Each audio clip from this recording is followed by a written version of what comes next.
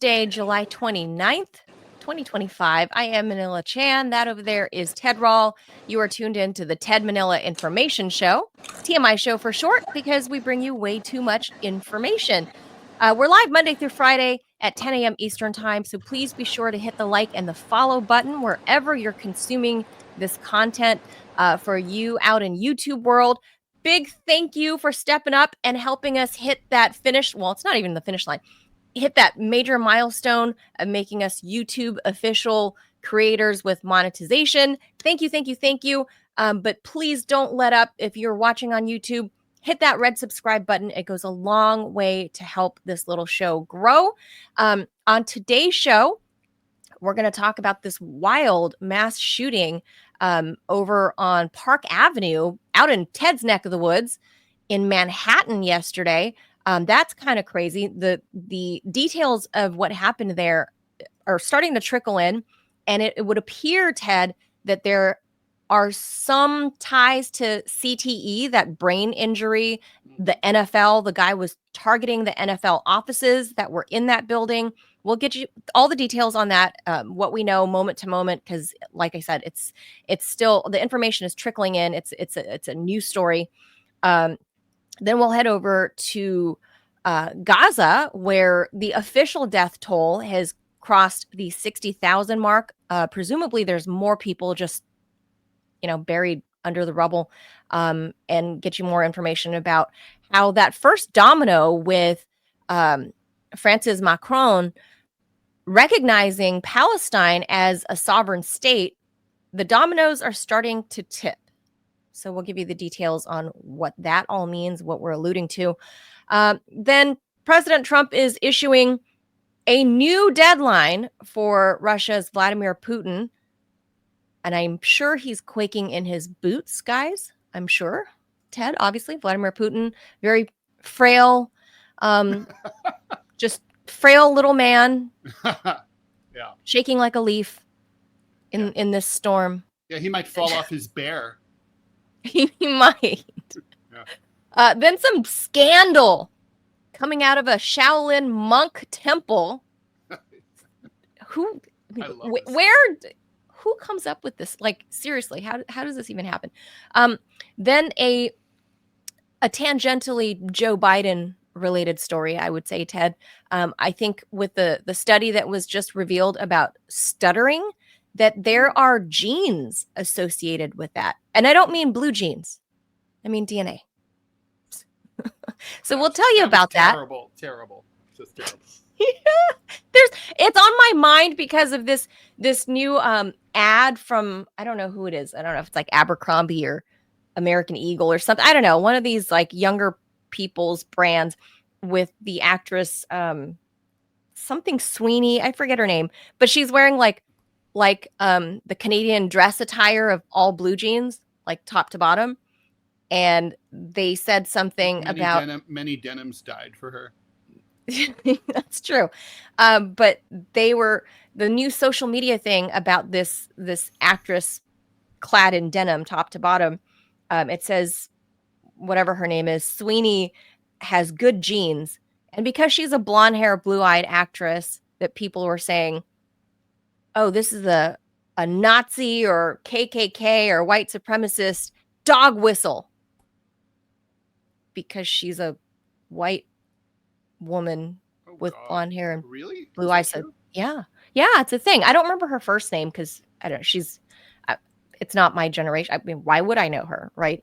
Like, I know Molly Ringwald. Yeah, I sat next to Gen Xer. What do you want? I'm a Gen Xer. But anyway, that's why the jeans puns are running through my head, because I'm going, seriously, it's an ad for jeans. You guys are going to turn that into a racist like dog whistle? Come on. Just come on. But anyway. Well, an ad for jeans could be a racist dog whistle. It's just that's probably not one of them. That's probably not it. That one's not it. She's a very curvaceous young blonde woman. Blonde hair, blue-eyed. Mm-hmm. In the vein of Pamela Anderson. Doing a jeans ad. And that's racist. Anyway, that's why the jeans joke was in my head. It's like, come on, jeans. All right. Another thing, we got to do an announcement for Ted and producer Robbie, actually. Mhm. Ted is heading to Montana next week. That's He right. is? That's right. Thanks to Robbie, I will be at Barnes & Noble in Kalispell, Montana. So if you're nearby, come on by. It'll be both on Friday, August 7th. Friday, August 8th and Saturday, August 9th at 1 p.m. local time. That's American time, mountain time, bear time, Montana. moose time. Montana time. Yeah. It's moose time. So Ted is going to be at the Kalispell Barnes & Noble Friday, August 8th and Saturday, August 9th. Signing my book. Oh, shit. I better order those books, too. Show us the book. Yeah. I need the book for you to sign them. Oh, my God. Good Ted, point. come on. Yeah. Okay. I'll take care of that. Yeah. Just ship them here to my shipping container, and I'll deliver them to the bookstore. Yeah. Text me your address. I need that. Okay. I know you gave it to me before. So anyone old. listening in that area, if you're out in the Montana neck of the woods, you want to make a drive. We hear there's a dearth of bookstores, Robbie. So if they want to meet Ted, get a book signed, pick up his book live and in the flesh from the author himself. Ted will be there in Kalispell, Montana, the 8th and the 9th of August, 1 to 4 p.m. local time, doing a book signing of his latest book, What's Left, which Ted normally has that he can put up and hold it, but not today, apparently. Not today. But that will be super cool. So, Ted, are we going to have you when you're out there? I mean, are you just... right? Probably not the day that I travel, because it's like an all-day thing to get there. It's two flights via Dallas Fort Worth. Two moose. Right on the way, obviously you fly to Dallas Fort Worth from when you're from New York to Montana. You can just look at a map and tell why you would do that. Yeah, I don't know where you start going to Denver. That's dumb. The time of day is better. If you go to Denver, I arrive at like middle of the night, which I hate. There's no flights from New York to Montana? No. Of course not. What are you, crazy? Manila, Montana's population is smaller than the average neighborhood in New York. I mean, it just... There's no flights direct from New York to Montana. Yeah, no, we have New York pricing, but not the New York transportation, not the services. Yeah, interesting. It's awesome. I can get to the airport in. What is it? For $2.90 from where I live. Wow. Well, that's why I said bus. There's no direct moose or horseback that you can take from New York City to Montana. Wait, no. If we had high-speed rail, this wouldn't be a problem, but that would require actually investing in infrastructure, which we don't do. That's right. Although there was a big, it's not really in our rundown today, but Norfolk Southern is being acquired by Union Pacific, so that's going to be great. Another conglomerate that's going to own the monopoly on rail. And so if there should be another derailment, say spilling all kinds of chemicals in a small town, there's only one company to go after now. I have to go grab something. Be right back. Ted's got to go grab something. So that's fun, right? Yeah. But one thing that's really cool is that the closest bookstore before this one opened up is literally 130 miles away one way. People don't understand how big Montana is and how sparsely populated it is. When Ted said that's the American Afghanistan, he's not really wrong. Kazakhstan. Well, whatever, pick one. It's all the same. What are the stands? Yeah, it's all the same. But it's so he's gonna have a captive audience, which is gonna be good. I'm gonna take him up to Glacier Park, show him all the scenes. He's gonna have a good time. Very jealous. That's super cool. But I wonder, Ted, if you might get some hate visitors there, because Montanans tend to be a little more conservative than they are left leaning. Really, they're more libertarian. Honestly, Montana's really more libertarian, and if they would actually take the time to read his book, I think a lot of them would actually agree with a lot of what he says, like what I do. Yeah. There's a lot of crossover populist sentiment, I would say, that people would agree on in terms of these societal ills in the U.S. But yeah, yeah. So if you guys are out there, I mean, that's like what honestly, it's just like what Ted is figuring out. I have been saying this for a long time. Montana is incredibly expensive to live in, and the wages are nowhere near comparable to sustain it. I mean, it is insane, and Ted's finding out like firsthand right now. It's wild, right? Hotel prices, tickets, all that, like that's crazy. But I would love to talk about that, like maybe as a premium, something we can dive into, to talk about like this explosion of prices and rates in Montana as compared to, the cost of living as compared to wages, and how it's been stagnant, and how the influx of coastal elites like Californians and New Yorkers flooding into Montana are actually driving up cost of living for everybody else that's there. So that would be a good one. Anyway, let's hop into the show, get to the news. But that's something to listen for. If you guys are out in Montana, go visit Ted and Robbie. I suspect you'll be there, Robbie, at the book signing. I'll be helping. Barnes and Noble, Kalispell. It'd be a dick move if I didn't. It's literally here in my town. And if my landlord wasn't a douche and I didn't have to move, Ted would need to have a hotel room. He could just stay at the house, but it's no longer an option. So, thanks, Miss Georgia, bitch. Robbie, Jesus. All right, with that, I'm removing Robbie. We're gonna Jaws it.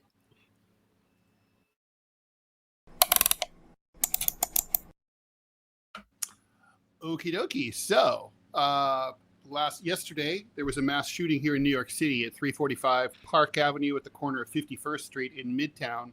That's home to the offices of Blackstone, KPMG, and the NFL.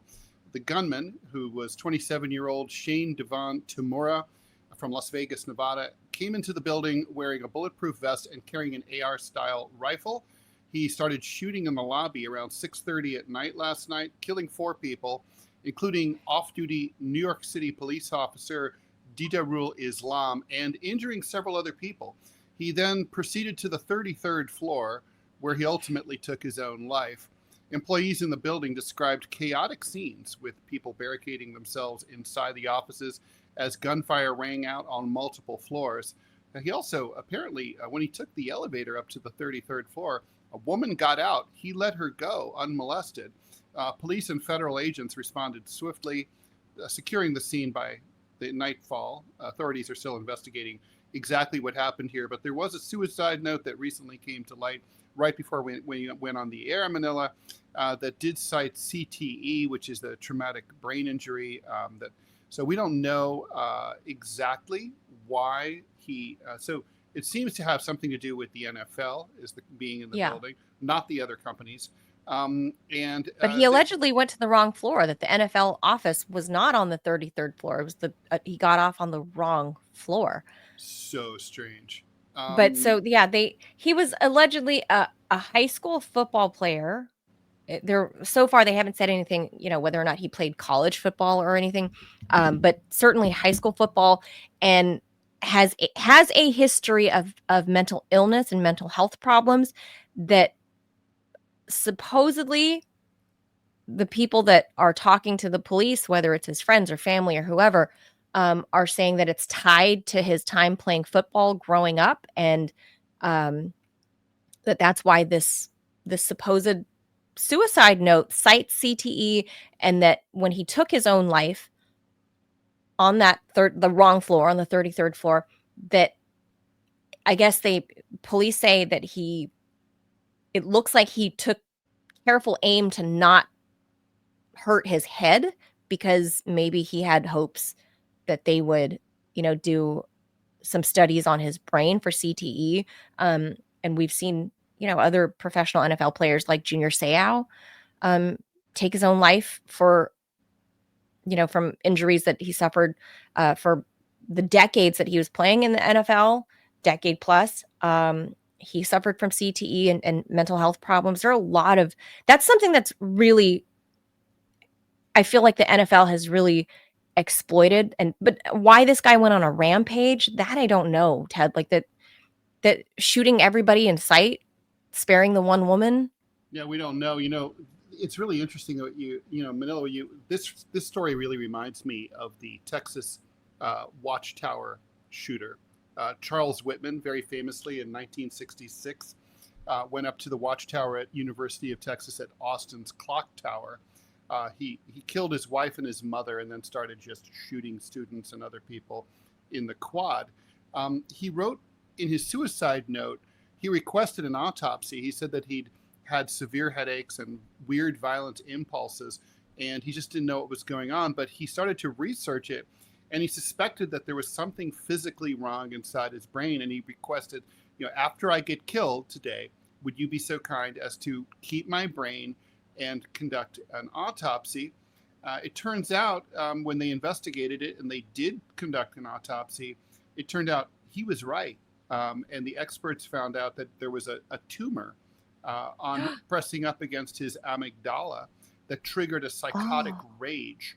And there's some people who say that may not have been true, but basically it's wildly believed that he was that he was impacted by the tumor. He was a former Marine, and we don't know how he got the brain tumor, but it's not unheard of, and he was aware of it, and it's very right. strange. He knew something. There's been some recent, so there was the initial inquest that was headed by former Texas Governor John Connally. It was called the Connally Commission. He was the guy who was shot next to JFK in Dallas, and took a bullet at the same time. But more recently, they went back and looked at the brain again, and they've really confirmed that what happened to Whitman was kind of not really his own fault, which has to lead you to wonder how many other people who commit violent acts, Yeah. I mean, truly, if you have a tumor pushing up against your judgment center in your brain, and then that causes you to go off, Oh, sure. are you really In control of your faculties? Should you go to prison? I mean, I don't know the answer to that question. Yeah, that's a tough one, because I mean, mental illness is a thing, but specific to this case where the alleged shooter, the dead suspect, is citing CTE in his death note, that I feel like that's something that Roger Goodell, the president of the NFL, he says he's aware, and that he said one of their workers was confirmed to be shot. I don't know if it's perhaps the security guard or if it was one of the civilians that was shot, but he did confirm that one of the NFL office employees at that particular office was among the dead. But he didn't address the whole CTE issue at all. And people, I mean, Ted, I know you said you don't follow sports, you don't follow football. I used to follow football a lot. But this is a story that I've been interested in for a very long time, about how, especially after making the millions that these football players make, and basically entertaining people for the decade plus, because your career of all the major league sports, Ted, you might imagine the NFL is your shortest lived, right? Of all professional athletes. And that makes sense, because their bodies get brutalized, they're crashing into each other, their bones get crushed, their heads get smashed. And it doesn't matter that they've improved, different helmets, they've improved mouth guards, neck rolls, or whatever. But when these guys get released from their contracts after, let's say a decade of getting smashed into for a living, they suffer all of this traumatic injury that even their millions in their contract, and for the most part, for the record, unless you're a really big name person, you're not making these, if you're not Tom Brady, you're not making $20 or $30 million a year. That's just the reality. But the millions of dollars over the course of someone's career does not cover the cost of medical expenses, if you are somebody that suffered like Junior Seau did, this type of brain injury, and testing, and if you need surgeries and stuff on your brain, there's all kinds of things. Like the trade-off, it's like the trade-off. Like, is it worth it for a little bit of fame, maybe some fortune? Not everybody's going to be a Tom Brady, obviously, but this is something that the NFL really needs to address, and they've done a really, really piss poor job of essentially caring for their workers. There's no union, Ted. These football players, that it's not like they're unionized. So when they retire or they're forced off the field because of sustaining multiple injuries through the course of their careers, they're kind of shit out of luck. And there are many pro football players who, you may not know their names, but they have suffered serious injuries, and especially to their brains. And they're out and about living, regular daily lives. They, fallen from grace. They might be your UPS man. They might be whatever, right? And they don't have the money to care for themselves and their families and figure out how to cure this disease, this CTE. How do you fix it after you crash into people for a living, Ted? Like, and Roger Goodell hasn't said shit. Yeah. Well, I mean, look, I don't think Roger, I think in all fairness to him, the suicide note and the reference to CTE only came to light literally, I think, an hour or two ago. So, Yeah, no, I know. You know, But I'm talking I'm historically. Sure he has a lot to do, I'm talking historically. CTE has been a known condition for easily the past 25 years. More evidence has emerged. The NFL has done their own studying, has done their own research. They have their own scientists to look into it. And a lot of it is kept under wraps because it would really put a negative light onto the NFL. And obviously Roger Goodell doesn't want that. And the bazillions of football players out there, or excuse me, football fans out there, obviously would hate to see the sport go away. But I don't know what else you would do. I love watching football when I can catch it, but what else are you going to do when literally part of the sport is to crash into each other? Like, it's part of the game. What do you? Well, I mean, look, what do you I do? hate to say it, football should be abolished. It's I didn't want to say that. I mean, I'll say it. I mean, it's like, look, it's dangerous, right? I mean, it's like I forbid my son to play it. Yeah, and by the way, you're hardly the only mom to do that. When I was living out in Eastern Long Island, that used to be football territory in a big way. My son's high school, literally, when he could not field a football team because even though it was a big school, 1,200 students or so, not enough parents would allow their kids to play football because of this knowledge about CTE. I mean, look, it's kind of like, it's like smoking. Smoking is a product that, if used as directed, kills you. Football, if you play it the way you're supposed to, could kill you. It certainly can fuck up your brain. And so, like, it just shouldn't, it's like boxing. It just shouldn't be allowed. And it's like, yeah, well, it's really sad. I mean, look, I get it. I think gladiatorial combat was really cool to watch. Sure. Bushkashi is very cool to watch. It's so fun to watch. Objectively, it should be banned. So, any sport that's that dangerous, it just shouldn't be allowed. And I think I think football's already in trouble because, the farm system through high schools is really going away, except like in the, places like Texas, of course, it still thrives. But I bet in 50 years there will not be an NFL. I don't think football will be a nationally broadcast sport. I don't even think it probably won't be allowed.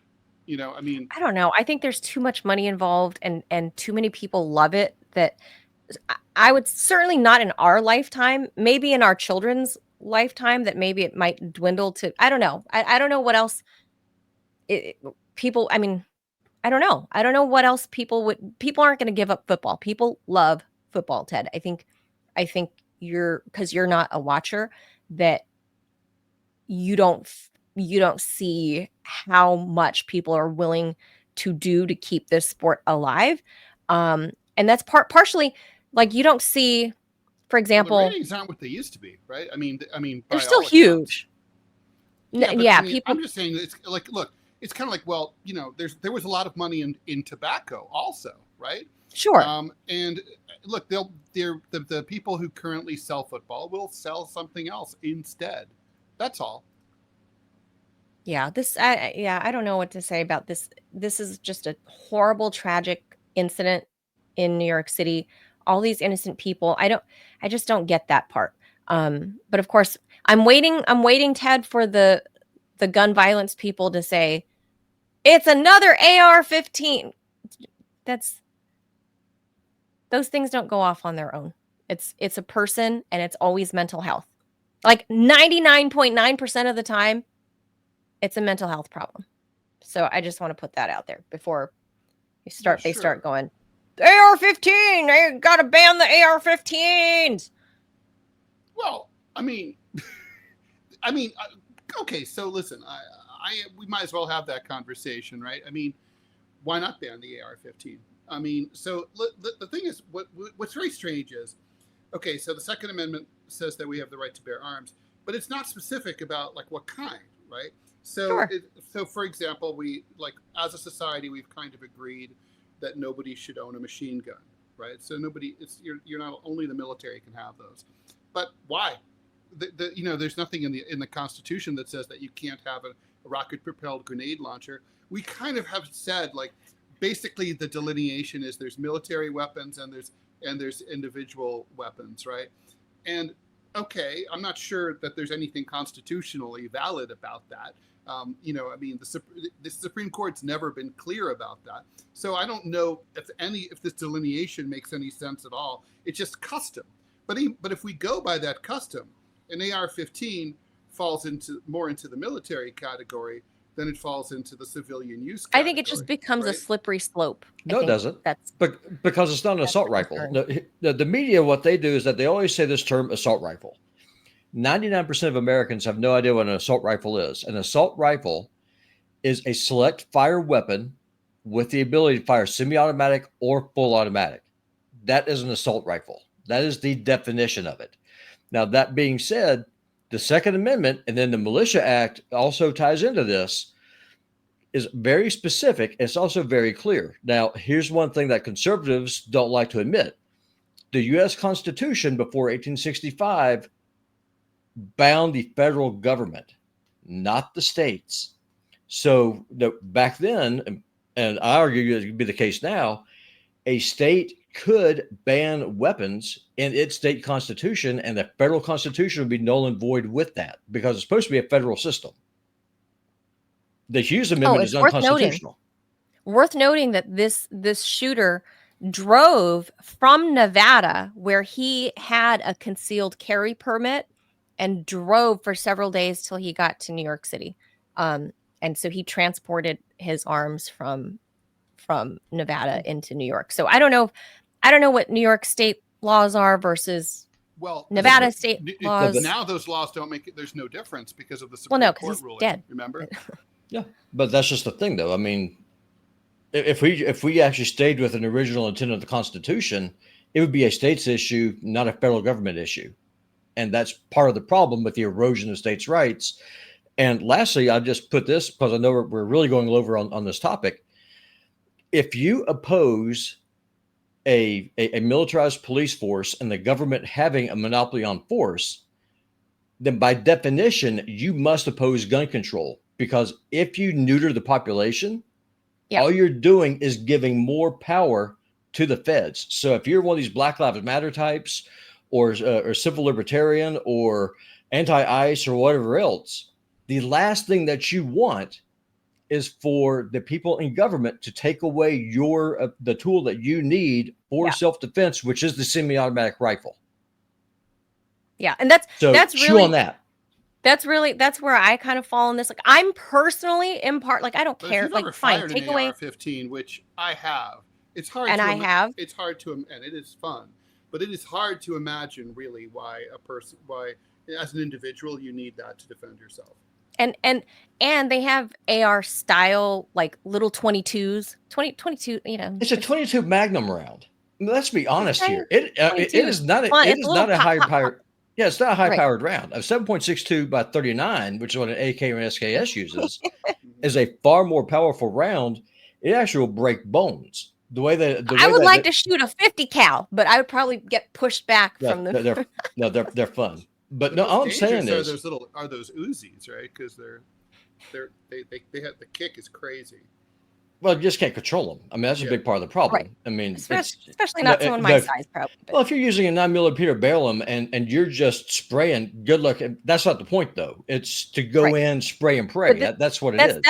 That's where I fall with your assertion there, Robbie. Is like, I'm personally, I'm not partial to one particular firearm or another, but I don't believe that the U.S. government should have the monopoly on high power rifles. Not that this one is technically, as Robbie elaborated. Should the U.S. government, I mean, I'm not seriously. Should the U.S. government have a monopoly on RPGs? I mean, what's the fear of the U.S. government? The answer is no. The U.S. government is that, like, we might need, might need to take up arms to overthrow it, right? Let's say the quiet part out loud. Well, I mean, if we say, okay, well, they get a head start and they have all the big guns and we only have the little ones, that doesn't really make sense, does it? Well, the Constitution already answers this. And fact check me on this. I challenge you. If y'all go and you do a search on the U.S. Constitution, do a full word search. The only organization that the Constitution says is necessary is the militia. That is it. That is the only institution that is necessary per the U.S. Constitution. What is the militia? The militia is every man 16 years of age up to 60. Necessary. I mean, you know, so the thing is, obviously, legal experts keep arguing about what that preamble means in the Second Amendment, right? A well-regulated militia, blah, blah, blah, comma, the right to bear arms shall not be infringed. Okay, well, but the point is that, like, in the writing of the time, sometimes that was a predicate wasn't necessarily a condition, right? So sure, it's like so people are like, well, it's only for a militia, or just because we need militias, people have to be able to have guns. And the answer is yes to both those questions. And then that just kind of just goes down to, what then the people argue over what does the word regulated mean. Regulated at the time meant trained. What you're supposed to do is at least a minimum of twice a year, you would train on the town green, and the state provided the ammunition and the weapons. You trained with the weapons at the time. Abraham Lincoln is the one who did away with that because the backbone of the Confederate Army was the state militia. I mean, let's be honest here. That makes sense. Here's the thing. I don't think that, like, so is there anything that we could have done as a society to regulate so that this couldn't happen? I don't really think there is. I mean, get rid of SSRIs and stop drugging. I was going to say mental health. My issue is the mental health thing. And I think we have, that is the bigger problem we have. Clearly a red flag law did not work here. Is mental Nevada health. Has one. I don't know. I imagine they don't because it's such a right-wing state. Is it though? I mean, it's next door to California, and California is basically like no one's allowed to have guns except unless you're a gangbanger. It's the OG Wild West. I mean, Nevada's laws. I don't know. I mean, they have legalized prostitution. I mean, it's a pretty crazy place. Yeah. All right, we should keep. Go hang out with a prostitute. Don't shoot people with ARs. Bottom line. That's all. Here. Yeah, exactly. All right. So the number of Palestinians killed in the Israeli war in Gaza has surpassed 60,000 people, according to the local health authorities. That's a figure that most experts believe is a radical undercount because Israel's ground war and attacks against hospitals have completely destroyed the healthcare infrastructure that's keeping track of these things. In a statement issued yesterday, the ministry said that 60,034 people have been killed, 145,870 injured since October 7th, 2023, when Hamas attacked southern Israel, killing 1,200 people and taking about 250 others hostages. Since then, the Gaza Health Ministry has provided near daily updates on casualties from the conflict and released multiple spreadsheets listing the names, ages, and identification numbers of the majority of the dead. Some bodies still haven't been identified, and an estimate of the number of bodies under the rubble is about 10,000, according to the Health Ministry and the UN. On its latest spreadsheet issued in June, the Gaza Health Ministry recorded at least 1,860 deaths of kids under the age of 2 since the start of the war. In more than 2,600 families, all the immediate family members have been killed, according to Zahir al-Wahidi, head of the ministry records department. The ministry has recently begun reporting a separate toll, the growing number of tolls from famine and hunger after months of Israeli aid restrictions raised the threat of mass starvation. More than 130 people have died of hunger, most of them in the recent weeks, according to the health ministry. More than 1,000 have been shot waiting for food, most in the scramble to reach first come, first served food distributed at points located inside Israeli military zones. Gaza, as it was before the war, a bustling territory with high-rises, universities, resorts, seaside cafes, no longer exists. Entire cities have been reduced to rubble. The highways have been excoriated, exposing the sands beneath. Most of the population has been pushed into the 12% of the territory that Gaza hasn't ordered evacuated yet. And polio, meningitis, and other long-thought dead diseases are back.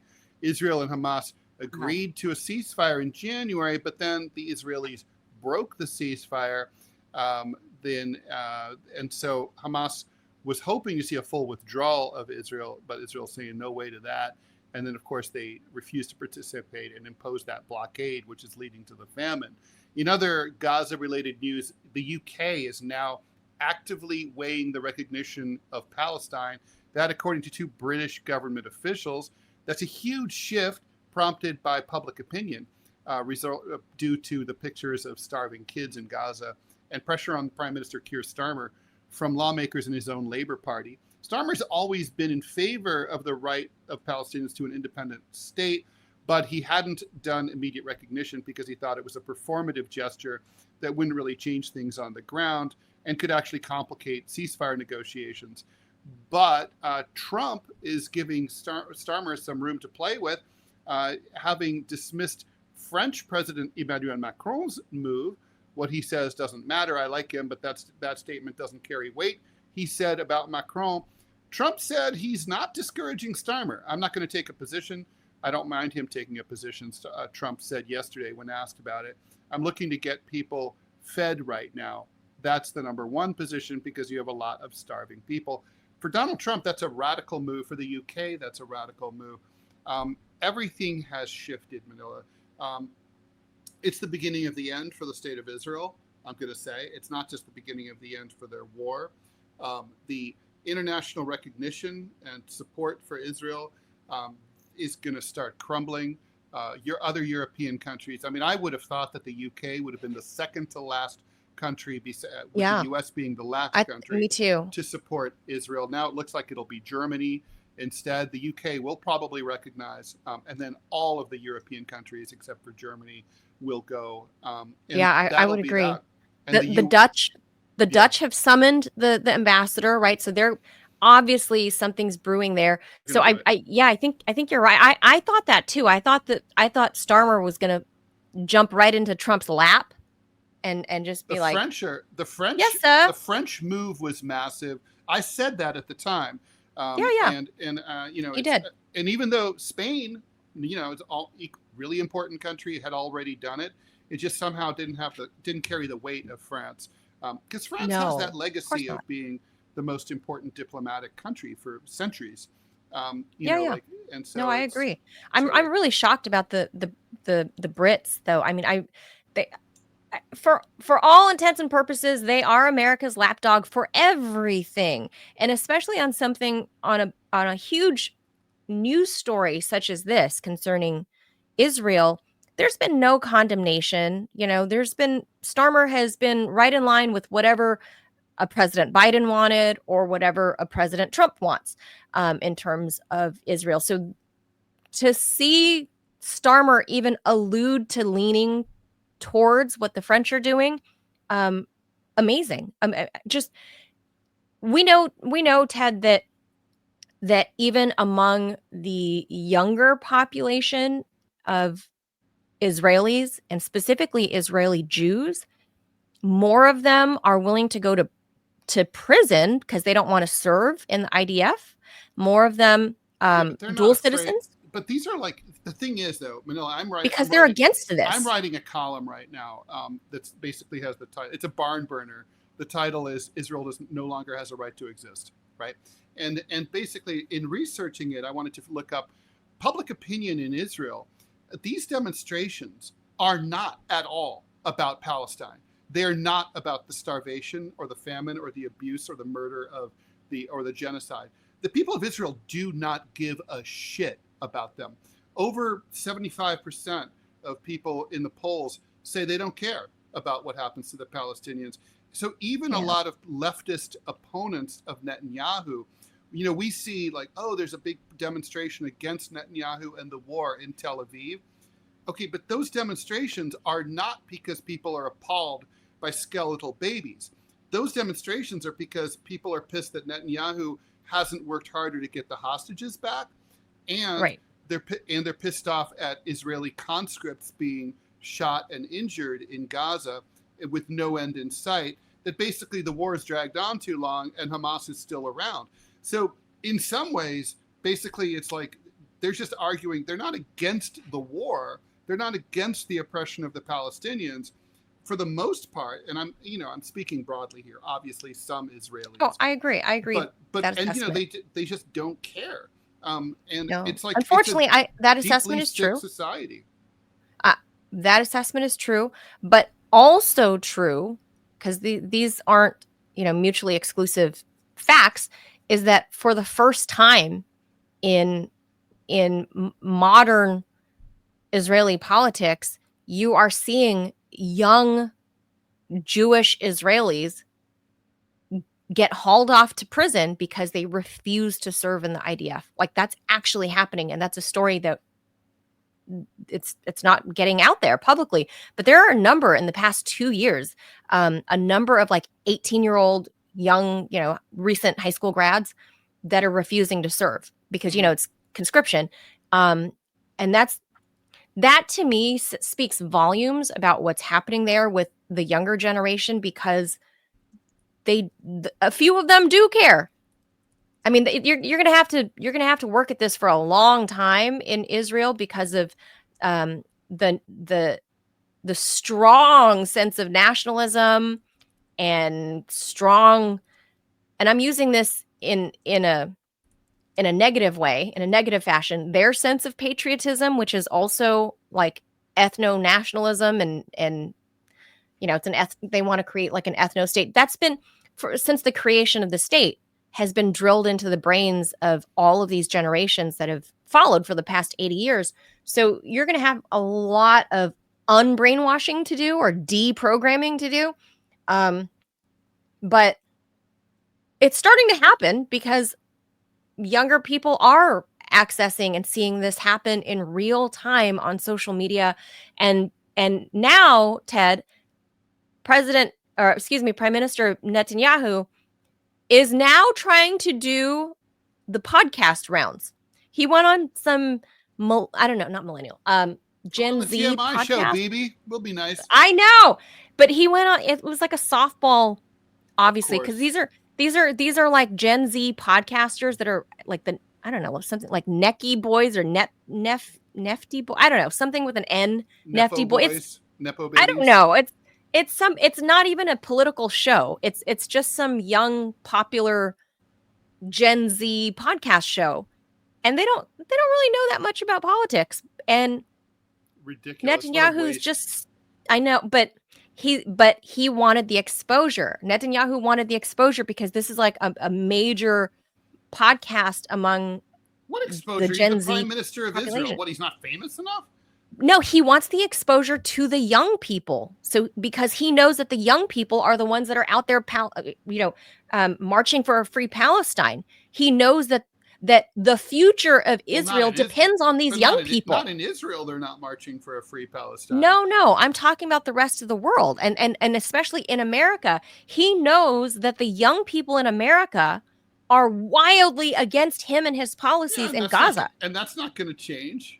And so he's trying to go on these Gen Z podcasts to just spew lies. He's not going on the political podcast. He's going on these popular pop culture type podcasts, like this one I'm referencing. I can't remember the name because I just heard some clips from it. I went, like, even these guys that weren't, politically savvy, it's not their wheelhouse. They threw a couple of questions at him that were just common sense, and Bibi's story just falls apart about why the famine is happening. It's unbelievable the amount of propaganda he's trying to spew to the younger generation. And my point to saying this is that he knows that the future of Israel depends on the youth of America buying into what the Gen Xers of America and boomers of America bought into. That's assuming that Israel's going to be around long enough for the youth to grow up. That's my point. Is he's trying to secure it. They're not going to. He's trying to secure the future of Israel by trying to get back some of that support his country once had amongst young population. Okay, so here's it's not there anymore. You can feel it running out like a tide. It's done. And it's not going to come back. I mean, you can't do something like this for the way that you've done it like this for such a prolonged period and think that it's going to be like people will get over it. I mean, we're still not over what, what Germany did during the Holocaust, and they've done everything they could to atone. I mean, the Israelis won't even admit that it's happening. They don't even care. So, I think it's going to be really interesting to watch, but probably within a few years, there probably won't even be U.S. support for Israel. It's over, and the public opinion is just too strong. I mean, it's underwater here, and I think it turned out to be those pictures of those kids. They went too fucking far. Nobody cares about the adults. Nobody cares about them. But like when they saw those kids starving babies, that was it. It's like, I remember, like, it even, I'm a cynical bastard. I've been to wars. I've seen horrible things, and those pictures kicked me in the stomach. I can't stomach them as a mom, Ted, and my kids not. I mean, they're showing images of children that are the same age as my son, who's 6, right? And younger and smaller. So for me, that just is just too gut-wrenching that this is a slow death. This man's policies, this man on the screen right here, his policies are punishing his innocent children. Popular policies. It's disgusting. I mean, disgusting. I'm sorry. That's the thing. It's like, look, if you had a rogue government that was behaving without the approval of the public, without the support of their own population, which certainly happens, then the country could be forgiven. But look, the media is complicit. The population is approving. You have to just, it's like at this point, yes, there's not enough good Israelis to make Israel redeemable. Ted, let me ask you this. Like, you remember in the 90s when Ethiopia was starving? Yeah. 80s, yeah. 80s? 90s. God. Yeah, 80s. Early 90s? Yeah, early 90s. I think that's early right. 90s? Because I feel like there was a Princess Diana sprinkled in there. Yeah, that's right. Yeah. Mm-hmm. So where is the new We Are the World campaign? Where is the new, like celebrity push? It's in Keir Starmer's office right now. You think? Yeah. What, like, the reason that people knew in the late 80s and early 90s that this was happening in Ethiopia and people were starving and innocent babies were starving was because of the celebrity push. And they, 50 musicians got together to write this song and brought it to the fore. here it's in the fore. Everybody knows, like, it's in our faces, it's in our hands 24/7. Where are the celebrities? Because if we saw George Clooney, I would say single-handedly demolish Joe Biden. True.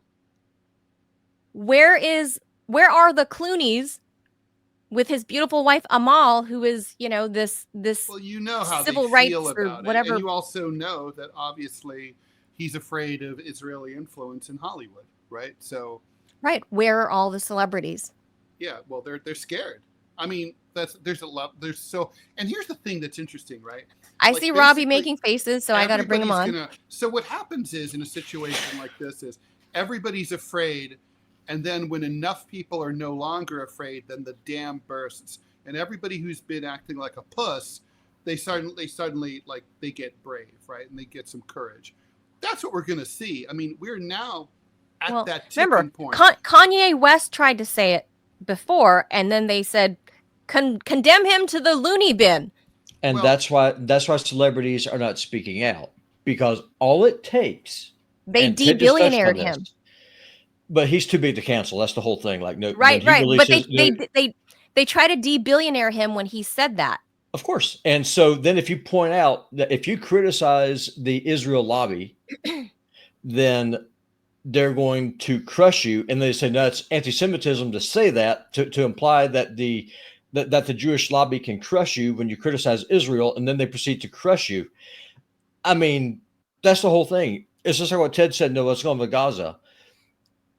They always overreact. They always overplay their hand. That's the whole issue. And one of the things I like to do, and y'all know this, I'm a fundamentalist Christian.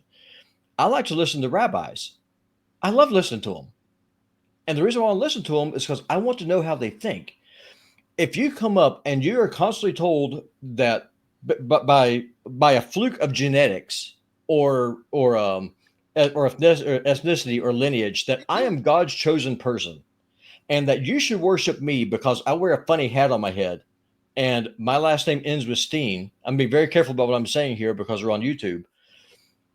That if you criticize me, that then you are running afoul of God himself. He is going to curse you for not blessing me while I commit a genocide. Meanwhile, the way they talk about Christians, saying that Mary was a prostitute or a whore, and that Jesus was a bastard. And to your point, Manila, a lot of younger Christians are waking up to this stuff, and they're learning, and they're turning away from this Schofieldism and this perversion of Scripture. They're turning away from it, and that's why Netanyahu is doing this blitz. And lastly, I just say this: the reason why there's no we are the world moment, Israel does not allow international journalists into Gaza. It's completely blockaded. Yeah, and also the ones that are in there are stuck and starving themselves. Well, they're stringers. They're local stringers. Yeah, they are. They're dying, literally. And then lastly, people aren't paying attention to this. Israeli settlers burned down a 1,700-year-old church in the West Bank like a week and a half ago. This is our greatest ally. These are the people that we're told that we have to bless, or God's going to curse us. Israel bombed and destroyed a hundreds years old church in Gaza that was getting a daily phone call from Pope Francis. Correct. Catholic church. Yeah, and they said, oh, it was an accident. You don't actually shoot a church with a tank. The one church. There's no accident. Stand alone. There's no accident. No, it's 100% not, and that's why Netanyahu is panicking. And Ted, I think that you're right. I think that when the boomer generation is finally on the dustbin of history, popular American support will be over. No. And that's one of the reasons. I'll send you all the article. It was I'll send you all an article that I found. Israel must look to China as the West dies. Yeah, that's that article. That's an Israeli journalist saying this. It's like, yeah. So America's greatest ally is now looking to get into bed with America's largest geopolitical rival. Good luck. Good luck. There's with that. You guys work. There's like, I think there's like five Jews in China's 1.4 billion population. Why are you being anti-Semitic? For the record, I'm just saying. I'm counting the census poll. I heard that there was like 5 Jewish people in. Look, honestly, here's the thing, right? Like in China, Israel's a welfare state. Of course it is. It's like funded by the American taxpayer. It's like Las Vegas. You go to Vegas, there ain't nothing there, right? There's no water. Okay. There's no food. There's no natural resources. Ain't nothing there. Well, it was propped up. The Vegas Strip was propped up by the mob. Well, it was created by the mob. It's rock. It's basically rocks. So everything is there, is piped in, trucked in, somehow, right? Okay. Yeah. Well, that's what we are. That's what Israel is. They have no natural resources. It's nothing but rocks. They don't even have any water. They got nothing there. We provide them with everything. Their economy, their military. We run interference for them at the UN Security Council. Every time they get condemned for committing another war crime, we veto it. We run interference for Bibi so he doesn't get arrested for all of his crimes. We're always basically big papa for Israel. And like, now here we have a country. It's the only country in the world that was created by the United Nations, right? But they ignore the United Nations resolutions. It's the only country in the world that is a total welfare state of the United States that would disappear if the United States turned against it, right?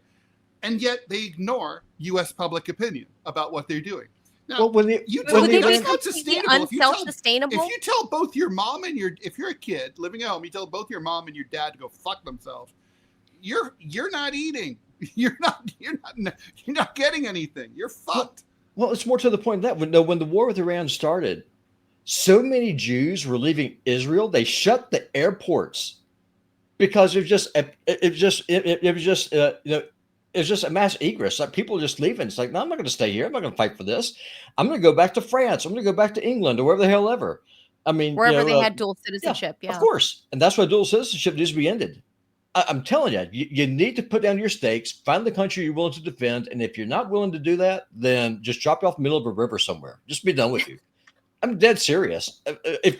If you're an Israeli and if you have a citizenship for that country, it's under attack, then it's incumbent on you to stand up there and defend it. It's not the responsibility of the American taxpayer or the American soldier to defend you. And it's not going. And honestly, it's just not going to go on. I mean, yeah. It's like, I just can't imagine how. Let's put it this way, right? We're already, the vast majority of the world supports Palestine over Israel, right? It's like 156 countries out of 197. So, okay, we're going to get to 196 out of 197 within months. Okay, it's going to be everyone except us. All right, so how long is that sustainable? How long are we going to do that, considering that the American people aren't into it either? Well, okay? I have a question for you. Donald Trump knows how to read polls. That's why he's just pivoted. That's why he just changed and said we've got to feed these people that he hasn't given a shit about at all for over a year and a half. Like, why? Because he fucking reads polls, Robbie. Well, so and maybe they got Javanka away from Dad's ear. So here's a question that I have. And I agree that you're right. Palestine has a lot of support on paper, but what good is that support unless those nations are actually willing to start, enforcing that support through whatever means are necessary, even if that means standing up to Israel? Well, the thing is that going to Israel's happen? A nuclear power, the majority right? of arms. Are you going to go to war against a nuclear power? Well, what you could do is that you could sanction the hell out of them. You could cut off their banks. You could cut off trade. I mean, you can bring them to their knees. I think that's going. These are things that you're able to do. I mean, I'm not saying that England's army is so small it can't fill up a football stadium. So, am I expecting England to invade Israel? No, but they can't stop banking with them. They can. They could cut off all tourism. I mean, there are things that countries can do. Turkey could cut off Israel's supply of natural gas today. When everybody starts doing it, everyone will do it. It's that thing, right? So you just need one person just with enough balls to stand up and do it. You need the domino. The first domino fell, and that was France. The next one will tip, I'm surprised, is the UK. And yeah, I think the last man standing will be Donald Trump in that final domino. The rest of the world's going to get there first. But in the meantime, can see which way this is going, which is why he's starting to hedge his bets. Maybe. All right, let's move on. It's just a horrible. I can't even look at the images, guys. Like I just can't. Like becoming a mom has made me a soft journalist, and I can't even look at those images. Like I've seen a couple. I I need to turn away because it makes me that heartsick. I can't. So Russia's 50-day deadline has been shortened to 10 to 12 by Trump. 2 weeks ago, Trump issued an ultimatum to Putin: agree to a ceasefire within 50 days or face more sanctions, although I don't know what other extra sanctions they're going to find lying around that they haven't used. And 100% shoelaces, tariffs. Ted. Yeah, exactly. Shoelaces. 100% You want to get to them? 100% Ted, tariffs. take away the shoelaces. To tax the eyelets. 100% tariffs on anyone who buys Russian oil. Does that include us? Because we buy Russian oil. Now it seems like he's run out of patience. I'm going to make a new deadline of about 10 or 12 days from today, Trump said. About. Standing next to Starmer. He always I'll says announce 2 weeks, remember? probably tonight or tomorrow, but there's no reason to wait if you know what the answer is, he said. The sanctions Trump wants would hit both India and China, who do buy a lot of oil from Russia, two major trading partners that he hopes to strike deals with, risking blowback that could screw up his own economic agenda. Sanctions haven't changed anything in Russia whatsoever. It's still moving forward on the battlefield in Ukraine and sort of whatevering the Westerners. Escalating economic threats could just as easily backfire, straining relations with India and China while doing nothing whatsoever to rein in Russia whatsoever, much less Ukraine. Yeah, I mean, look, what we do know that Trump is frustrated with Russia and Ukraine. He had hoped to bring this in for a soft landing, and it hasn't happened. At first he blamed Ukraine, then he blamed Russia. Now I think he's blaming both of them. But, the thinking was that he was giving Russia 50 days to play with before they had to sit down for peace talks so that they could improve their position on the battlefield. Now it seems like that's no longer true. Nobody, Trump is nothing if not mercurial. You never fucking know what he's thinking or what he's going to do. And, in some cases, like with the tariffs, that's proven to be a pretty effective tactic. But I don't know if it's such a good idea for diplomacy. The diplomacy thing, I don't think. For me, I'm hopeful because I'm a fan of diplomacy, and obviously sanctions work against that, which Biden leveled a gabillion sanctions on Russia, and they were trying to target in the Biden years, they were trying to target the Russian economy, obviously in hopes that their war production capabilities would be impacted. But you can't. We're not in the Cold War 20th century anymore. This is the 21st century. There are a lot more power players in the world, such as India and China, and they are no longer going to be allowing the U.S. to bully them. Do you know what I mean? It's just like the U.S. was that kid in school that developed and became a big guy first, right? And the other kids were kind of pipsqueaks running around the halls trying to avoid the big bully of the United States. Uncle Sam went through his changes, and his voice dropped first. His voice, got lower, and his balls dropped first. But over the past 30 years, India and China matured. Soviet Union fell and has been put back together again as Russia. It is now in the top 10 economies in the world over the past 30 years. You can't treat people. So if you're that school bully, if you're Uncle Sam and you were the first kid, to get the big man voice or whatever, that this is my best big man voice. I'd make a really bad trans man. Trans person, yeah. Yeah, I can't really fake a man's voice very well. But so Uncle Sam did that, we became the power player. We would complain about you defeating us in sports. That's right. Obviously. But with the United States just maturing first, China's been around for thousands of years. There's going to be ebbs and flows. And what we saw in the 20th century, China has emerged. Obviously, you're not gonna be able to bully China into not being friends with Russia. It's just not gonna work. What President Biden did. Yeah, what China President has Biden more to did. gain. China has more to gain from Russia, and they Oh, know, obviously. and obviously they know we can't live without them. What As Biden did manufacturers. was he thought sanctioning Russia and trying to cozy up with China was going to put a wedge between the two countries, because historically there has been some bad blood. Oh But yeah, there's even been what he hot did, wars. When I was a kid, what there was a Biden hot war did, between Russia and China. but what Biden did was inadvertently push Xi Jinping and Vladimir Putin into each other's arms. Yeah. And then we saw just a few months before the 2024 elections, we saw Modi go visit Vladimir Putin at his private residence, at his ranch, and they were like horseback riding together and being bros. Like that, you're not gonna do that you're not gonna achieve any kind of diplomacy or strengthen America's hand economically by trying to bully China and India by way of Russia. It's just not going to work. Agreed. And like, we should move this on. this is just so stupid. I don't know who's leading this whole Russia plan, but it seems like there's no plan, Ted, and they're just throwing shit at the wall to see what sticks. So, China's famed Shaolin Temple announced that its abbot is under investigation for stealing money and having sex with lots of chicks, reviving decades-old allegations against the controversial high-profile monk Shi Yongzin, known as the CEO monk, for his entrepreneurial endeavors that transformed the Buddhist monastery into a commercial empire, is suspected of crimes including embezzlement and misappropriation of project funds and temple assets. That, according to the temple. The 59-year-old monk was also accused of seriously violating Buddhist precepts by maintaining improper relationships with multiple women over an extended period and fathering at least one kid, according to the statement.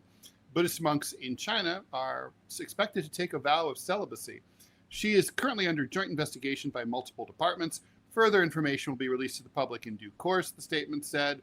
Established more than 1,500 years ago in the forested mountains of central China, the Shaolin Temple is both a religious and a cultural icon renowned for its age-old tradition of Zen Buddhism and Shaolin Kung Fu, a distinct form of Chinese martial arts.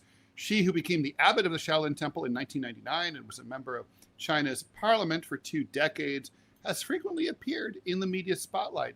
Known as the first Chinese abbot to hold an MBA, he was often seen globetrotting with his iPhone, meeting people like Queen Elizabeth and Nelson Mandela and Henry Kissinger and Tim Cook. So he was high-flying dude, but it looks like he's about to crash to the earth. And, obviously the Shaolin Kung Fu people are a subject of great fascination to people like I've been to one of their shows. And, they're badass, serene motherfuckers. Have you ever been to one of their performances? They did a performance in LA many years ago. Not live. I've seen stuff on TV, but no. It is. I gotta say, like, it was like cool. Witnessing magic. Like, I can't believe people could do those things, and I saw it live. Right, so there were no strings. There's no this was live on an outdoor stage. There's no strings. No. There's no strings. So. Obviously, this is the man. Motherfuckers is what they are. These are badass motherfuckers. So this is the dude that we're looking at that made Shaolin a thing. In fact, that's why Wu-Tang Clan he happened to would cite Shaolin all the time. Shaolin, where it was supposed to but go. That part, all of this part. So they say he's a baby daddy to many little bastard Shaolins running around. We only know about one so far, but he's trying to. It's certainly possible that there's more. Yeah, if there's one, Ted. Probably. Come on, but I don't want to make an enemy out of him. I mean, he'll send people to kick my ass. They'll just come down through the rooftop somehow. Yeah. Seriously, but this guy, okay. So yeah. I don't know about the embezzlement. That's pretty bad. But his business acumen, Ted, you got to give the guy props because, I mean, wow. It's become, it's a brand.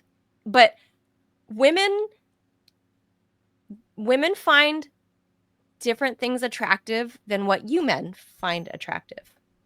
So, you know, it's unanimous that everybody thinks Clovis is a good-looking cat. Everybody can agree. That's true. As a woman, I don't look here and go, ooh, I need to get with that. You don't think like that's a face I want to sit on? Have a seat. I wouldn't even go to, I mean, I would go to dinner with him just to say I went to dinner with him. But I wouldn't give him a kiss goodnight. No. But you'd give Clovis a kiss goodnight. He is a cute cat. He's a very pretty cat. But so, yeah, this is a weird story. I think there's more to be told.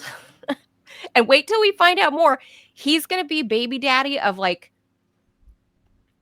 I'm going to say he's going to beat Elon Musk and beat Nick Cannon in baby daddy news. I'm just going to put it out there. When we find out years from now, he is going to have outpaced Elon Musk and Nick Cannon as a baby daddy. I was going to say that's saying a lot. All right. And finally, last but not least, developmental stuttering is associated with 48 genes. A new study shows.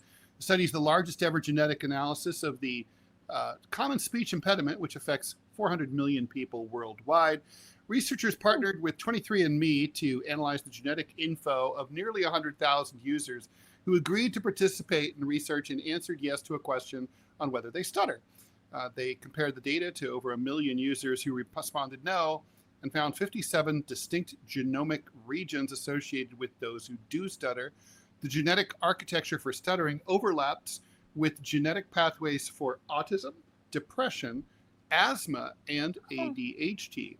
A top associated gene for stuttering, VRK2, is linked to the ability to synchronize movements to a musical beat. So interesting. Researchers hope the findings will help identify the condition earlier and improve understanding of stuttering in order to reduce stigma. So Ted, that last sentence, VRK2 is linked to the ability to synchronize movements to a musical beat. So meaning basically saying these people are better dancers? Like they can keep the beat, the rhythm? I mean, maybe better. It would stand to reason they'd be better dancers.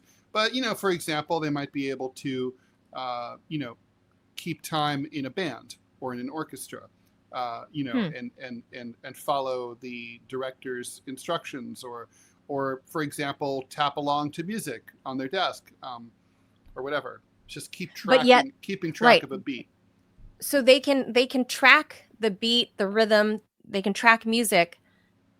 So maybe there's an improved skill there that perhaps offsets the verbal issue with stuttering. Well, that's the thing, right? Sometimes you find out that like something that seems like a flaw has some positive benefits. So it's the other side of the coin, right? So, asthma would not be one of them. Like, not only can't you breathe, but also you're stuttering. But I guess the ability to keep a beat is a somewhat useful skill. I don't know. I just thought that was a really interesting, like scientific discovery. And I wonder. I mean, what they're saying here is that people. So there are genes to this. It's a genetic marker. Right. It's like something.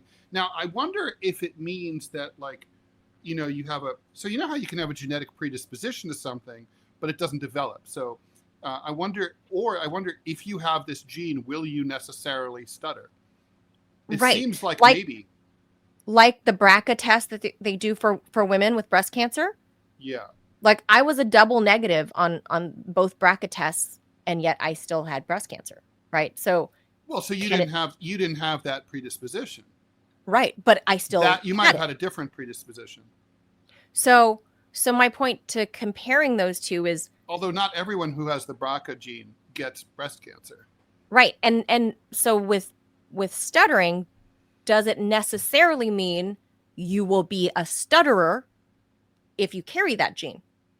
So not I necessarily. don't know the answer here. At least from what we've read, all we know is that there's a correlation, and we don't know if it's 100% causation, right? I nominate they study Joe Biden's brain. I don't think Joe Biden stutters. I don't think Joe Biden But that's what they've said for Joe Biden himself was very angry when his staff used the stuttering excuse to cover for him. Really? Because he said, I stopped stuttering when I was a kid. He said it was really, really rough for him, as you would imagine. I knew that and he that said he that worked as a on kid. it when he was young, and pretty much he had it under control for a long time. So, I mean, right, because by his own account, and I believe him. I mean, because that's not uncommon. I know I've never heard him stutter. I know people who stuttered when they were young, and then they worked on it, and they don't stutter now. Yeah. And I've never heard him stutter ever. I mean, I've never heard him I stutter. was very interested in him when he was in the Senate, and I paid attention to him. I watched him give speeches. You can go back and look at there's speeches on YouTube from 1988. If he was a stutterer, then it's possible that he carries this gene. Absolutely. That's possible. Right. But this is such a new report that just came out. So like, and it's limited right now, right? Like to this one report, because who's studying stuttering, Ted? Nobody. So yeah. I just thought this was really interesting that if there's a gene for that, for stuttering, maybe there is a gene for, people that bite their nails, right? Sure. Is there a gene for all of the weird quirks that people have? So I think we're increasingly finding that a lot of our personality traits and quirks are hardwired. For sure. I did in my biology, one of my biology classes in college, I did a small study on taste buds in your mouth. And do you know that all the little taste buds in the back of your tongue, they are named like VRK27X-5, something like that, right? The scientists have named all of your taste buds. Did you know that your taste is inherited? No, what do you mean inherited in what way? The taste buds that you have that like I can't remember because this is 25 years ago. But you might have similar taste preferences to, let's say, your grandfather and not your mom. Or so you have your taste palette inherited from somebody else in your family. For example, neither of my parents smoked. My mom's dad did. And it's very likely that I inherited his taste buds because I have a penchant for smoking, smoky flavors, bourbons, whiskeys, very peaty smells and taste. I like those. And that is it's not very common in females. And neither of my parents liked those. My dad didn't smoke, didn't drink, none of those things. My mom didn't, none of those things. My flavor palette was in line with my grandfather. So when I was in college, I actually did a very small research study on that. And it turns out your taste is inherited from somebody in your family. That's cool. I like that. It's kind of weird. No, that's totally maybe I missed my calling to be a scientist. It's too much reading and math, Ted. It's funny. I could have been one if I. Yeah, you could have been a scientist. I spent 3 years in engineering school, and 3 years? You were that close, and Ted. They expelled me. Oh, that's right. Yeah, but you could have finished the 4th year somewhere else in the same major. Well, I thought about it. So yeah, when it was time to go back to school, I mean, look, ultimately they did let me go back, and I could have majored in anything. But to tell you the truth, I noticed that all of my fellow engineering students, they were boring as shit. And I was like, literally, here I am. Okay, so 1981 to 1984, New York City.